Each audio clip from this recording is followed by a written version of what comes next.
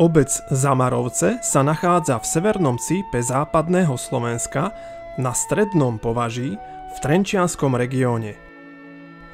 Zamarovce boli od roku 1972 do roku 1990 časťou mesta Trenčín. Obec je obklopená nádhernými lesmi a úchvatným panoramatickým výhľadom na okolitú krajinu. Svojím prírodným bohatstvom a kultúrnym dedičstvom ponúka návštevníkom neopakovateľnú atmosféru kľudu a pokoja.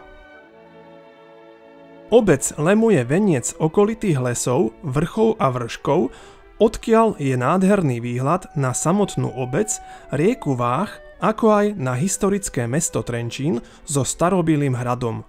Do jeho skalného brala vytesali v roku 179 nášho letopočtu rímski vojaci unikátny nápis s vtedajším názvom tohto miesta Laugaricio. Navyše v blízkosti je ďalší skvost, malá a veľká skalka, opradená legendami, sídlo bývalého opáctva a starobilé významné pútnické miesto. Obec Zamarovce má približne 1200 obyvateľov a rozkladá sa zväčša pri pravej strane rieky Váh.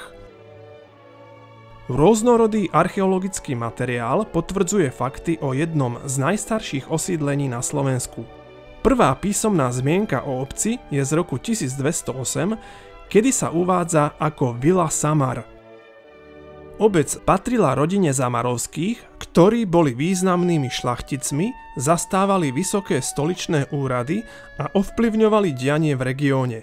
Rod Zamarovských, predovšetkým Štefan Zamarovci, bol významným bibliofilom a zberateľom kníh, ktorý rozšíril rodinnú knižnicu a tá je dnes vzácnou súčasťou zbierok Trenčianskeho múzea. Okrem iného, rodina získala majetky v Zamarovciach a stala sa neoddeliteľnou súčasťou života obce. Zostal po nich kaštiel, ako aj zrúcaniny jeho predchodcu v hornej časti obce. Kaštiel bol postavený v klasicistickom štýle v prvej polovici 19. storočia na ulici Alexandra Lišku. Objekt s erbom Zamarovských so stĺpovým portikom a tympanónom na osi vstupnej fasády je stálou dominantou obce. Teraz ho vlastní od roku 1973 súkromný majiteľ, ktorý ho odkúpil od zákonných dedičov. Kaštiel zachvátil v roku 1998 požiar a následne bol kompletne zrekonštruovaný. Kaštiel nie je prístupný verejnosti a slúži ako súkromné bývanie súčasnému vlastníkovi. Hrobka, krypta rodiny Zamarovských, sa nachádza na cintoríne v Zamarovciach, kde je jeho dominantou. Hrobku či kryptu rodiny postavili na spôsob kaplnky na konci 19. a začiatku 20. storočia. Hrobka na cintoríne je návštevníkom verejne prístupná. Do obdobia 19. storočia patria tehelne, kde sa ručne vyrábali tehly a škrydle. Podnet k ich vzniku a vybudovaniu dala svojho času aj výstavba v meste Trenčín. V druhej polovici 19. storočia ju vybudovali trenčianski podnikatelia, bratia Frimlovci. Postupne bola výroba v nej mechanizovaná. Zanikla v roku 1980 a v súčasnosti zostali v obci len pozostatky jej objektov. Nie je tomu tak dávno, keď ešte Zamarovčania pracovali v blízkom kameňolome, z ktorého kameň používali okrem iného na spevňovanie hrází na váhu. Zamarovčania pracovali ako poľnohospodári, vinohradníci, venovali sa chovu hospodárskych zvierat. Živili sa však aj tkáčstvom, krajčírstvom, kováčstvom a ako krčmári. Napríklad v roku 1673 tu bolo 9 tkáčov a 1 krajčír. Svoje výrobky zhotovovali z domácej vlny. Domáce tkáčstvo v 19. storočí postupne zaniklo.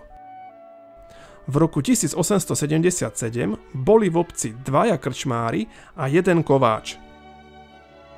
Zamarovce sa stali na viac ako storočie akýmsi malým nákladným prístavom. V súčanských lesoch totiž ťažili na predaj drevo, ktoré sem dovážali. Preto Gašpar Ileš Házy v prvej polovici 17. storočia vybudoval na pravom brehu Váhu pri Zamarovciach prístav pre pľte, ktoré odvážali drevo ďalej. Prístav pre pľte v Zamarovciach prevádzkovali ešte aj koncom 18. storočia. Jednou zo smutných udalostí v obci bola epidémia cholery v roku 1866, ktorej podľahlo 13 obyvateľov. Dejiny Zamaroviec sú spojené aj so životom Habánov, ktorí sa snažili vnášať do života zásady spoločenskej rovnosti. Ich hnutie sa šírilo najmä medzi chudobnými a často museli hľadať útočiská pred prenasledovaním.